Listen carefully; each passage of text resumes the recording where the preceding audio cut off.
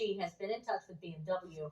She also said she's been reading about others with the same model that have been having the same issue. And officers respond to a lot of things on the job, but it's not often they make an emergency baby formula run. An officer in Miami Township near Cincinnati got a late night call from a mother whose milk for a week-old infant dried up. She said she couldn't find any open stores, so the officer jumped into action and stopped at this Meijer. As you see, knocked on the window until the worker let him in. Then came the hard part. Formula.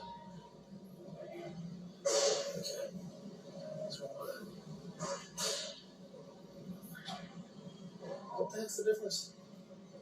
Having a hard time picking. There's a lot of it to look at. The officer eventually buys formula and a bottle for mom and would not accept any payment from her when he dropped it off. Tonight, Hurricane Beryl is headed towards Jamaica and has weakened slightly to a Category 4 storm.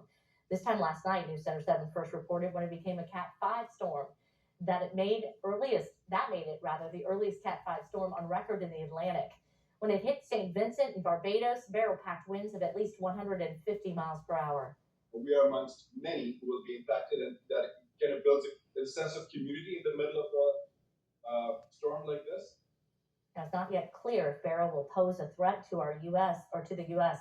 Our Storm Center 7 team is tracking the hurricane closely.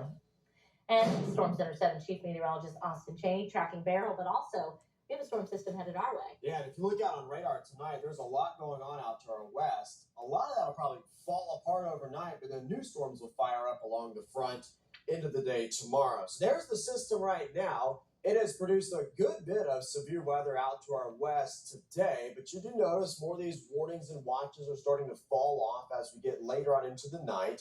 A lot of these storms, although they're along the frontal system, they're aided by the heating of the day. Now that we're losing that, they're weakening into the day. Tomorrow, though, the front will be closer to us. We get that energy, and we'll have our own storms to dodge out there.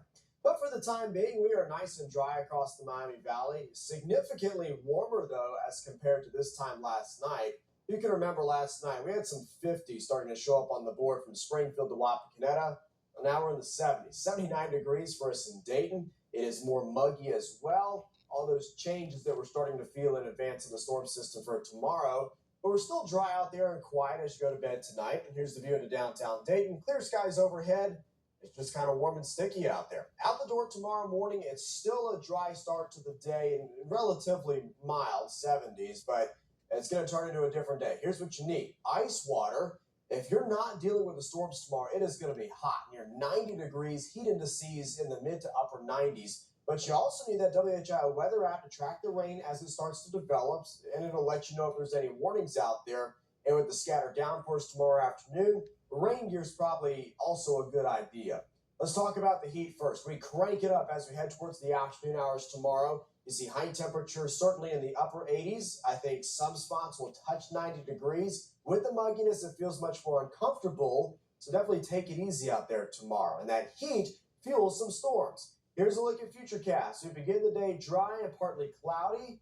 And we should be dry through about the first half of the day. But then we'll pause the clock here at 2 p.m. I think 1 to 2 p.m. and points after is when we can open the door for those scattered showers and thunderstorms. They will be hit or miss tomorrow, but places that they do impact, well, you could get some locally heavy downpours and the possibility of some strong to damaging wind gusts. In addition to that, frequent cloud-to-ground lightning would be a possibility with any storm that pops up tomorrow. Now, the rain chances, they're going to continue in our forecast. In fact, as we look at a Thursday, the 4th of July, I think the rain chances are higher than what we see on Wednesday. More showers are likely into Friday as well. And as you add it up, the round of storms tomorrow, Thursday into Friday, some areas could see in excess of 2 inches of rain, maybe close to 3 inches of rain.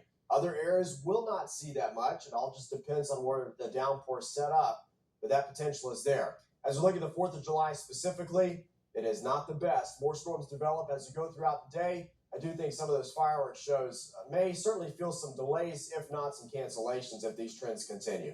Here's my Storm Center 7-day forecast. Chance for storms tomorrow. Otherwise, hot, partly cloudy, 90 degrees. Some of those storms could be strong. Higher rain chances for Thursday and Friday.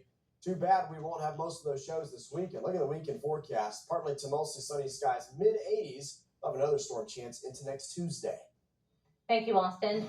A dad inspired his son to serve his community. I want to carry my family's name, which I'm doing right now. And I play one of the proudest moments of my life.